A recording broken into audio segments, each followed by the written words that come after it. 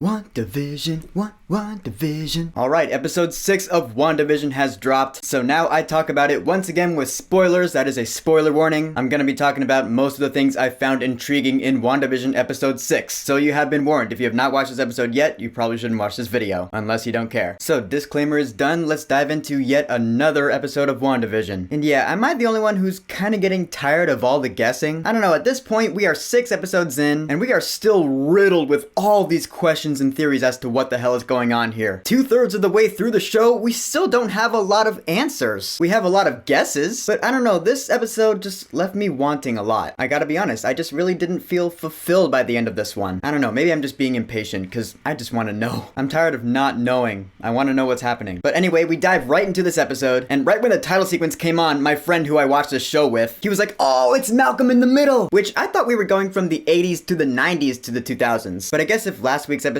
had references to Full House, which was both an 80s and 90s show, then this episode going off a 2000s show makes sense. I mean, I personally have never watched Malcolm in the Middle, so I had to take my friend's word for it, but then I YouTube clips of Malcolm in the Middle, and I was like, oh yeah, this is totally ripping off of that. It was kind of funny, I'm not gonna lie. The way the kids talk to the camera, that's right out of that. So again, job well done for that. So now let's just get down to business. First off, I gotta say that Eric Voss was right about Tyler Hayward. Seriously, fuck this dude. I'm pretty sure that he is planning something sinister. I don't know, I just don't like how he thinks. Because now his mind is immediately like, okay, we gotta take out Wanda. She's the cause behind this threat, she needs to be killed. Yeah, he doesn't want to try reasoning with her at all. That would probably help. Monica brings up a good point. She's like, yeah, you antagonizing her is only making things worse. But Hayward's not listening to it, man. He's just tunnel vision. He's like, nope, she's gotta be taken out, because that's what needs to happen. He's tracking Vision within this anomaly. Why? I don't know. I mean, S.W.O.R.D. did have Vision's corpse before Wanda stole it from them, so maybe he wants it back. But it gets to the point where the argument between him and Monica Rambeau gets so fired up that he kicks them out. He kicks out Monica Rambeau along with Jimmy and Darcy, so they go undercover with the baseball caps.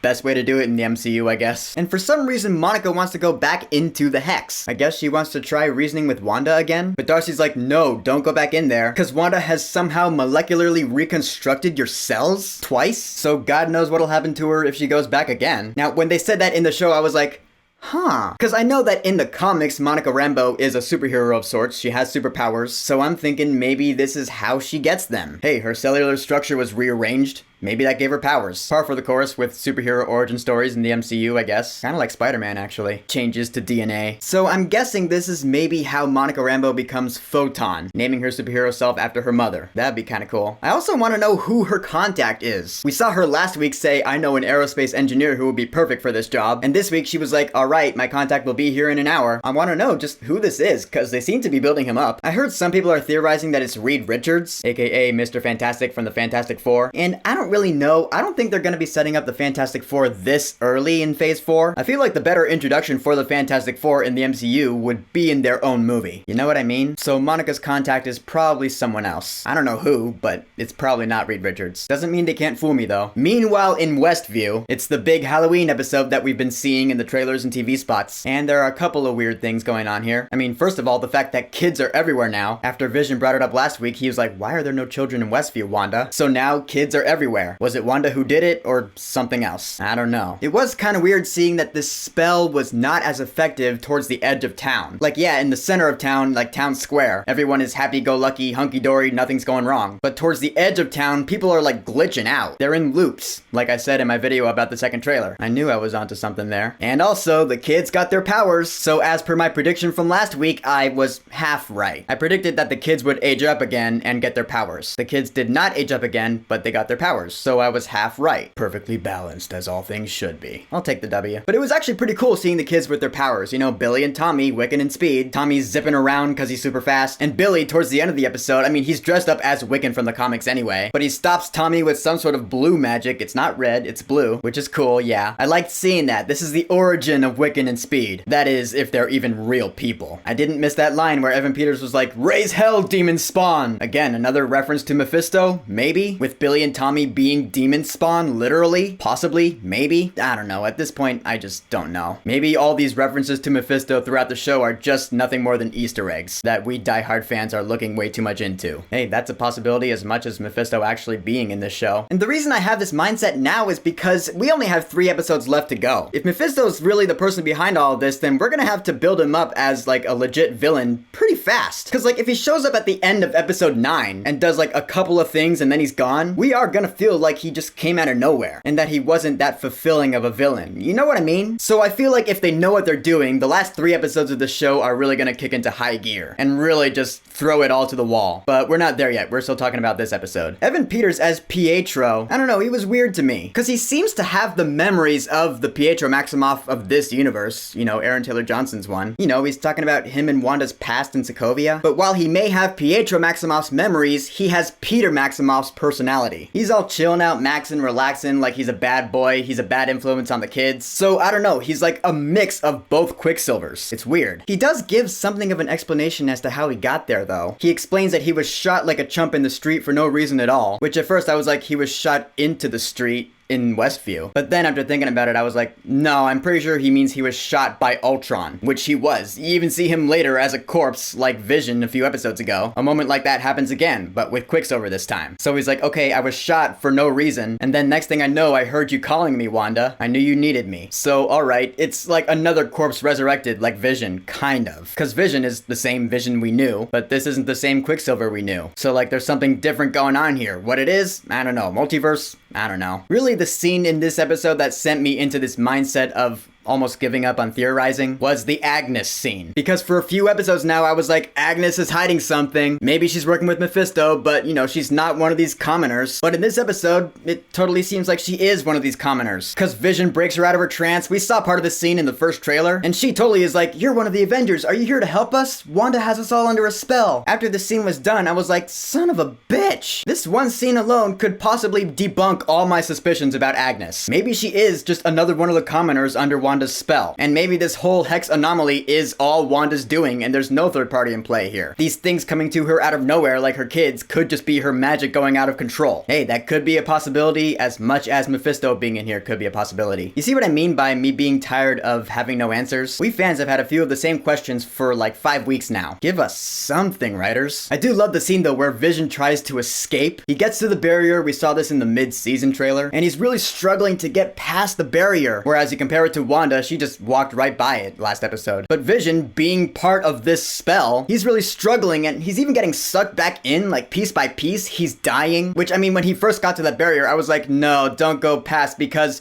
you're part of the spell. I assumed, just like a lot of you, that he would just die right there. Like you would see the hole forming in his head again and he would just drop and die. But that's not what happens. He's struggling, he's past the border, and like bits of him are going back into Westview. It was a freaky scene, truly. And that's when Billy's powers come. He hears Vision in his head, he tells his mom about it, and then Wanda straight up does a power move. She seems to stop time in this hex, which again, in one of my videos about one of the episodes, I was like, yeah, Wanda can mess around with time apparently. So I guess this episode confirms that, in this hex anyway. She stops time, kinda like Professor X in the X-Men movies could do. And then, big shock, she expands the borders of the hex, which is another scene I was worried about from the trailer, because this shot right here, which we saw in the trailers, I was like, the borders are expanding. That helicopter does not get away. It turns into a hot air balloon. Yeah, this barrier covers the entire Sword base. Vision gets fixed, Sword agents get turned into carnies, and Darcy was like chain linked up because Sword saw her as sus, and so the hex gets Darcy. So I was like, oh no, Kat Dennings in a sitcom. I'm just saying, in the next episode, we see Kat Dennings in this sitcom world. There's gonna have to be some sort of reference to Two Broke Girls. Yeah, Kat Dennings certainly does have sitcom experience, so that's gonna be kind of a meta funny. But all the other important characters get away, though. Tyler Hayward gets away in his van, as do Monica Rambeau and Jimmy Woo. They all escape, and so now it seems like they're gonna be on their own. They're gonna have to fight against the Scarlet Witch themselves. And so that's where the episode ends, with this big oh no moment. Yeah, this is certainly a bad thing that happened. Again, I fear for Wanda's future in the MCU. She may just end up being the villain in Doctor Strange in the Multiverse of Madness, just going out of her mind and nuts from all this grief and reality warping. And Monica Rambeau and Jimmy Woo and Tyler Hayward are gonna have to deal with this somehow. Well, in the next 3 episodes of WandaVision, I mean. So in the end, this new episode of WandaVision, it was probably my least favorite so far. I don't know, there's something about it. I don't hate it by any means. I didn't dislike it really. It just left me wanting and unfulfilled. I don't know, to me it just felt like it didn't give as much as the previous episodes did. But hey, that's just my personal opinion. I don't know if I want to make any predictions for next week as far as big things go. I mean, I'm pretty sure we are going to see what happened to Darcy, so there's one prediction. Also, we're probably going to meet Monica's contact, so there's another. So those are all the predictions I'm gonna make. We'll see what happened to Darcy, and we'll meet Monica's contact. But I am looking forward to seeing who Monica's contact is, because again, they've been building it up, so it should be pretty exciting. If it is Reed Richards, then we'll see what happens, but I think it just might be anticlimactic. You know, I feel like it won't have as much of an impact as if he were introduced in the Fantastic Four movie. But again, that's just my opinion. So, WandaVision Episode 6, titled All New Halloween Spooktacular. What did you think about it, and what is your mindset about this show now? Are you getting tired of all the guessing and theorizing as well? Whatever you think, go ahead and leave a comment. And don't forget to subscribe.